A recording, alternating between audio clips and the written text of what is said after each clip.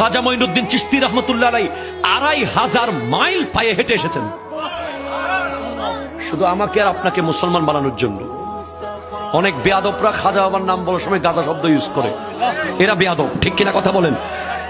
খবরদার, আপনি মুখ সামলে কথা বলবেন। খাজা মঈনুদ্দিন চিশতির জীবনী তো জানেন না, কেমনে জানবে? উনার নাম বিক্রি করে করে আমাদের দেশে অনেকে ব্যবসা করতেছে। খাজার আসন বানাইছে, খাজা বাবার নাম দিয়া একটা রুমাল গায়ে দিয়া ব্যবসা, কি এসব? অথচ খাজা মঈনুদ্দিন চিশতি রহমতুল্লাহ আলাইহি ছাত্র জীবনে নিজের বাবার আঙ্গুরের বাগান বিক্রি করে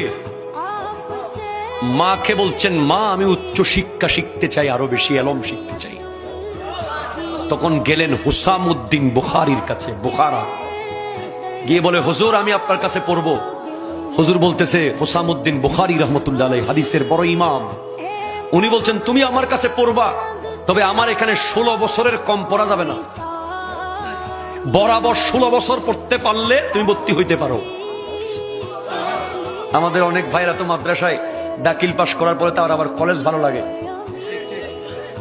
মোটামুটি আবার আলিম পাশ করার পরে বিশ্ববিদ্যালয় ভালো লাগে, মাদ্রাসার ভালো লাগে না।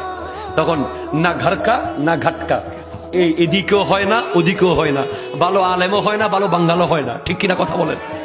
ধৈর্য লাগবে।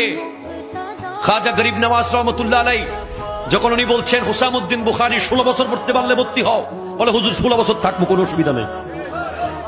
16 বছরের জন্য ভর্তি হলেন। উনি তো অলৌকিক মেধার অধিকারী ছিলেন খাজা মঈনুদ্দিন চিশতি রহমতুল্লাহ আলাইহি। বাবা এবং মা দুই দিক থেকে হাসানি আর হোসাইনি। তখন বলে 16 বছরের পড়া 7 বছরে পড়া শেষ। হুজুর আমার সবক নেন। দেখে 16 বছরে যেই কোর্স শেষ হইতো উনি 7 বছরে শেষ করে ফেলাইছে। কয় হুজুর আমাকে নতুন কিছু বল। কয় আমার কাছে আর কোনো কিছু নাই, যা ছিল সব তুমি শিখে ফেলছো। এবার তুমি যদি উচ্চ শিক্ষা আরো শিখতে চাও, আব্দুল্লাহ সামারকান্দি একজন আমার বন্ধু আছে, তাফসীরের ইমাম, এখান থেকে সামারকান্দ তুমি যাও, তার কাছে তাফসীর শিখবে।